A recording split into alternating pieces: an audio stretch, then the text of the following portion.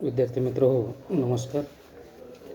आजच्या तासिकेमध्ये आपण BA द्वितीय वर्ष या अभ्यासक्रमास असलेली व्यंकटेश माडगूळकर यांची सुप्रसिद्ध कादंबरी बनगरवाडी या कादंबरीचा विचार आपण मागील काही तासापासून करत आहोत. बनगरवाडी या गावातील शाळेमध्ये रुजू होण्यासाठी राजाराम मास्तर या ठिकाणी आलेले आहेत. त्यांच्या दृष्टीस जो काही परिसर दिसून आलेला आहे त्याचंही वर्णन कादंबरीकार व्यंकटेश माडगूळकर यांनी या कादंबरीतील एक प्रमुख व्यक्तिरेखा म्हणजे हे शाळेचे जे मास्तर आहेत राजाराम मास्तर त्यांच्या माध्यमातून वर्णन केलेली दिसून येते. दुपारच्या वेळी जेव्हा ते येथे पोहोचतात तेव्हा त्यावेळी त्यांना भूक आणि तहान लागलेली आहे. जेवणाचा विचार करावा, पाणी कुठे मिळते का पाहावं असं त्यांच्या मनामध्ये आलेलं आहे. पण त्याच वेळी एक दादू नावाचा व्यक्ती त्या ठिकाणी येतो. या गावातील जी पहिली व्यक्ती राजाराम मास्तरांना भेटलेली आहे ती म्हणजे हा दादू आहे. आणि या दोघांमध्ये जो संवाद झालेला आहे त्या संवादातून राजाराम मास्तरे थोडेसे निराश झालेले आहेत. कारण हा दादू काही सहानुभूतीपूर्वक मास्तरांची चौकशी करत नाही, विचारपूस करत नाही. उलट त्यांना काही अपशब्द बोलून, निराशाजनक शब्द बोलून तो त्यांना त्यांच्या कार्यापासून जणू काही परावृत्तच करत आहे, त्यांना त्यांच्या हेतूपासून दूर करत आहे अशी जाणीव त्या ठिकाणी झालेली आहे. आणि राजाराम मास्तरांनी ती खंत देखील पुढील प्रमाणे बोलून दाखवलेली आहे, व्यक्त केलेली आहे.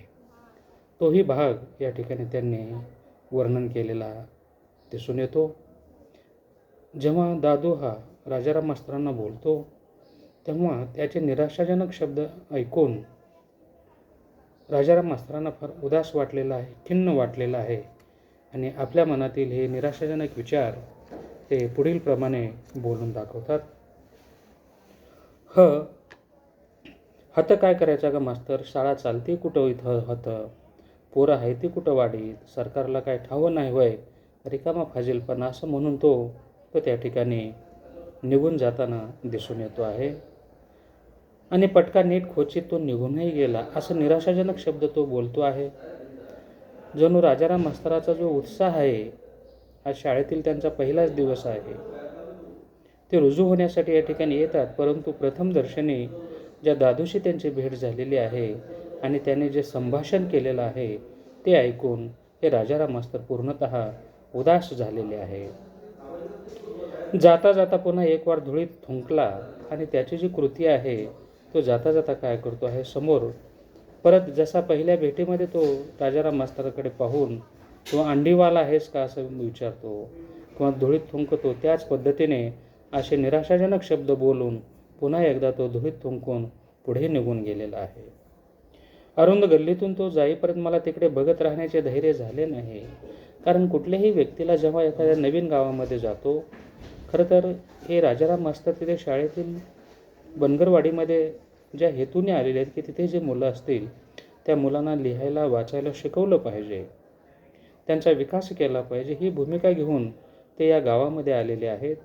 आणि त्यांची अशी अपेक्षा होती की गावातील जे गावकरी आहेत त्यांनी त्यांची सहानुभूतीपूर्वक चौकशी करायला हवी होती, त्यांची व्यवस्था करायला हवी होती. पण हा जो प्रथमदर्शनी दादू नावाचा व्यक्ती त्यांना भेटलेला आहे त्याने मात्र पूर्णतः राजाराम मास्तरांची निराशा केलेली आहे आणि याची खंत राजाराम मास्तरांना झालेली दिसून येते. म्हणून पुढे वर्णन केले की अरुंद गल्लीतून पुढे जाईपर्यंत मला तिकडे पाहण्याचं धैर्य झालेलं नाही. मी फार ओशाळलो.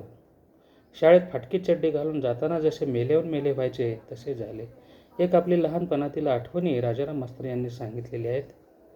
गरीब परिस्थितीतून शिक्षण घेऊन पुढे आलेले हे राजाराम मास्तर आज शिक्षक म्हणून रुजू होण्यासाठी येतात. परंतु त्यांना आपल्या लहान वयातील शाळेतील दिवस या ठिकाणी आठवतात.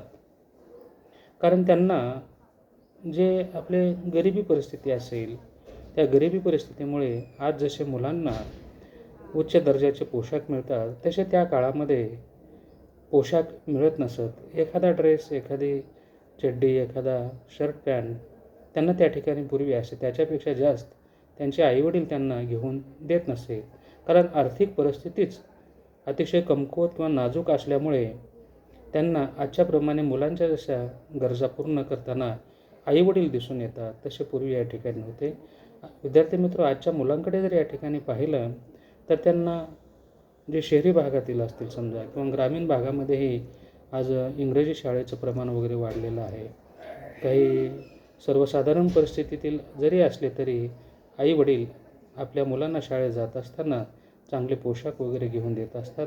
शाळेची जशी मागणी असते त्या पद्धतीने ते सर्व नियमाप्रमाणे करताना दिसून येतात. पण पूर्वीचा जो काळ आहे, जो काळ या कादंबरीच्या माध्यमातून वर्णन केलेला आहे, तत्कालीन जर परिस्थिती या ठिकाणी पाहिली तर राजाराम मास्तर आहेत. हे राजाराम मास्तर स्वतः जेव्हा ते शाळेमध्ये शिकायला जात होते तेव्हा मात्र त्यांना स्वतःच्या परिस्थितीची जाणीव झालेली आहे आणि आजच्या प्रसंगानुसार त्यांना तो लहान वयातील प्रसंगी आठवलेला आहे की मला शाळेमध्ये फाटकी चड्डी घालून जाताना जसे मेल्याहून मेले व्हायचे, म्हणजे वाईट वाटायचं. परिस्थितीची जाणीव किंवा परिस्थितीच तशी असल्यामुळे आपली फाटकी चड्डी आहे, फाटकी चड्डी घालून जाण्याचं लाज त्या ठिकाणी वाटायचे किंवा त्यांना थोडंसं खचल्यासारखं व्हायचं, मेल्याहून मेले व्हायचं, म्हणजे वाईट वाटायचं. अगदी त्याच पद्धतीने आज मला जेव्हा हा दादू भेटला, त्या दादूच्या बोलण्यातून मला परत एक अपमानास्पद असं माझं मला वाटलेलं आहे, अशी खंत राजाराम मास्तर येथे बोलून दाखवतात. असेच माघारी जावे आणि या नोकरीचा राजीनामा द्यावे हे आपल्याला जमणार नाही. इथे शाळा भरणार नाही, मुलं येणार नाहीत, मास्तराचा, शाळेचा, शिक्षणाचा इथे काही उपयोग नाही असे मला वाटू लागले आणि उदासवाना चेहरा करून मी लिंबाच्या पारावर बसून राहिलो. आणि त्यांनी खंत व्यक्त केलेली आहे की हा दादू नावाचा व्यक्ती माझ्याशी अतिशय शत्रुत्वाच्या भावनेनं वागलेला दिसून येतो आहे. त्याने मला सन्मानपूर्वक न बोलता एक अपमानकारक अशा स्वरूपाचे शब्द या ठिकाणी वापरलेले आहेत. उत्साह वाढवायचा सोडून किंवा तुम्ही बरे झाला, आमच्या मुलांना शिकवण्यासाठी आला आहात, अशी सहानुभूतीची भावना बोलून त्याने एक आधार द्यायला हवा होता, परंतु त्याने तसं काही केलेलं नाही. आणि त्यामुळे ही उदासीनता राजाराम मास्तरांच्या मनामध्ये निर्माण झालेली आहे आणि त्यांना वाटतं की इथून असंच पुढे जावं माघारी आणि जे आपले वरिष्ठ अधिकारी आहेत त्या वरिष्ठ अधिकाऱ्याकडे आपण आपल्याला हे शाळा जमणार नाही, या नोकरीचा आपण राजीनामा द्यावा, अशी एक उदासीनतेची भावना त्यांच्या मनामध्ये निर्माण झालेली आहे.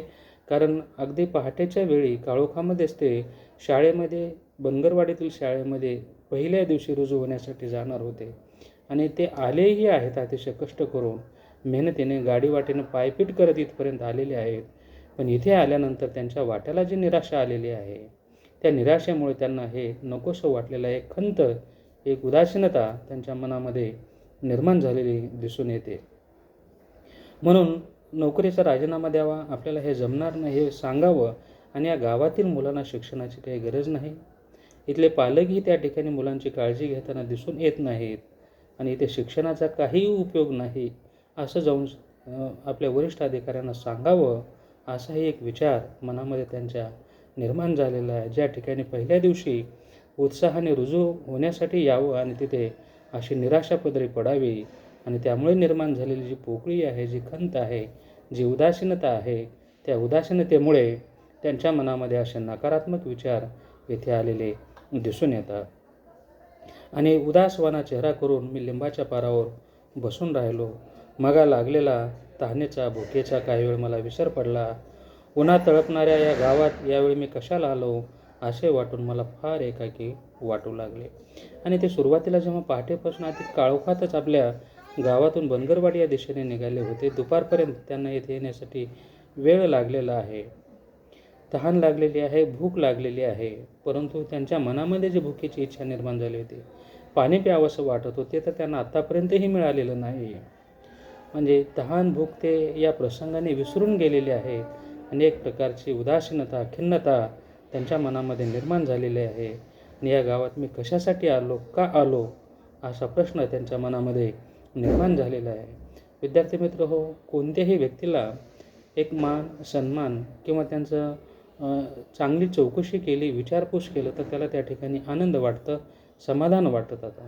परंतु राजाराम मास्तर पहिल्याच दिवशी इथे आलेले आहेत आणि या दादूकडून मात्र त्यांना अशा स्वरूपाचं एक त्यांचा उत्साह नाहीसा करणारे शब्द ऐकल्यामुळे पूर्णतः राजाराम मास्तर इथे उदासीन झालेले आहेत. कशासाठीच आपण इथे आलो, असे अनेक नकारात्मक विचार त्यांच्या मनामध्ये निर्माण झालेले आहेत. त्यांची भुकेची आणि तहानेची जाणीव पूर्णतः विसरून गेलेली आहेत आणि उदासपणे खिन्नपणे या ठिकाणी बसलेले दिसून येतात.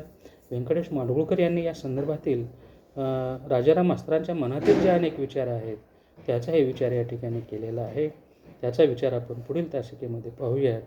आजच्या तासिकेत इथेच थांबूयात. धन्यवाद.